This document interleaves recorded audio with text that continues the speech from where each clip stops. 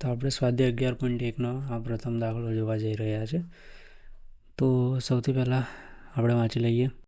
ઉલ્લેખ ન કર્યો હોય તો પાઈ બરાબર 22/7 લેવા ગયા છે.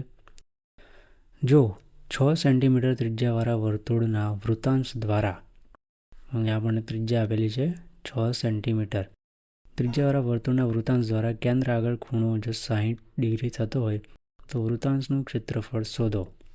તો સૌથી પહેલાં આપણે અહીંયા એક વર્તુળ દોરી દઈએ. ઓકે, અને અહીંયા વચ્ચે એક સેન્ટર આપી દઈએ, વર્તુળનું કેન્દ્ર. ઓકે, તો હવે આ કેન્દ્રમાંથી આપણે 6 સેન્ટીમીટરની ત્રિજ્યા ખેંચી લઈએ, અહીંયાથી લઈને અહીંયા સુધી. ઓકે, અને બીજી એક ત્રિજ્યા અહીંયાથી અહીંયા લઈને. Okay, perfect. ઓકે, તો આ વર્તુળના કેન્દ્રથી લઈને અહીંયા સુધી આ ત્રિજ્યા થઈ. ઓકે, અને આ જે ભાગ બન્યો, આ જે તમે રેડ એરિયા જુઓ છો એને કહેવાય છે વર્તુળનો વૃત્તાંશ. ઓકે, આને વર્તુળનો લઘુ વૃત્તાંશ કહેવામાં આવે છે. તો 6 સેન્ટીમીટર ત્રિજ્યાવાળા વર્તુળના વૃત્તાંશ દ્વારા કેન્દ્ર આગળ બનતો ખૂણો 60 છે. આ ખૂણો જે તમે જોઈ રહ્યા છો તે 60 છે.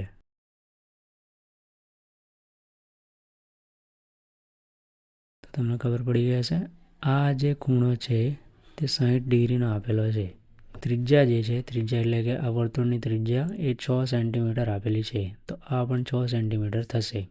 ઓકે, તો અહીંયા હું લખી દઉં સાઈડ પર, r is equal to 6 centimetre and વર્તુળ આગળનો ખૂણો જેને કે થીટા કહેવાય એટલે કે 60 ડિગ્રી.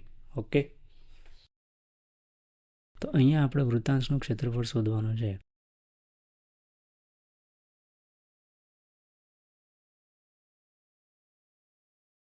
ક્ષેત્રફળ ઇઝ ઇક્વલ ટુ, મારા અક્ષર થોડા ખરાબ છે, ચલવી લેજો,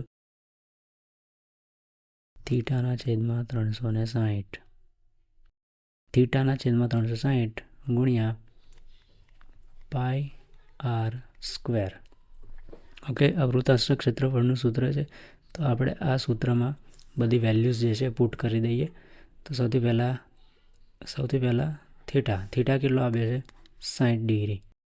તો અહીંયા લખીશું 60 ડિગ્રી, ડિગ્રી નહીં લખીએ, ખાલી 60 લખીશું. એના છેદમાં 360 ગુણ્યા પાઈની વેલ્યુ પુટ કરવાની છે જે આપેલી છે 22/7. તો અહીંયા લખીશું 22/7 ગુણ્યા આરનો સ્ક્વેર એટલે કે ત્રિજ્યાનો વર્ગ એટલે કે 6 ગુણ્યા 6, અથવા તો તમે અહીંયા ડાયરેક્ટ 36 પણ લખી શકો છો. ઓકે, પણ હું અહીંયા 6 ગુણ્યા 6 લખીશ. હું ડાયરેક્ટ 6 ગુણ્યા 6 લખું છું. ઓકે, તો હવે આપણે આનું સાદું રૂપ આપવાનું છે. તો સૌથી પહેલાં આ 0 અને આ 0 કેન્સલ થઈ જશે. ઓકે, હવે સાદું રૂપ આપીશું. આ 6/6 એટલે કે અહીંયા આવશે 36, 6 × 6 = 36. ઓકે, આ 6 અને આ 6 કેન્સલ થઈ જશે. તો હવે આપણી પાસે રહ્યા 22/7 ગુણ્યા 6. આ સાદું રૂપ આપતા જે જવાબ મળશે એ આપણો જવાબ હશે. તો અહીંયા આપણે 22 ગુણ્યા 6 કરીશું.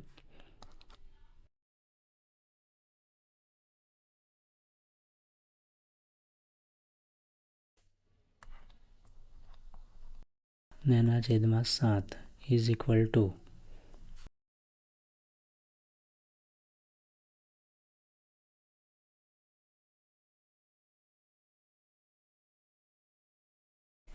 બસ આટલે સુધી જ આપણે જવાનું છે. તો આપણો જવાબ આવે છે 18.85 સેન્ટીમીટર સ્ક્વેર.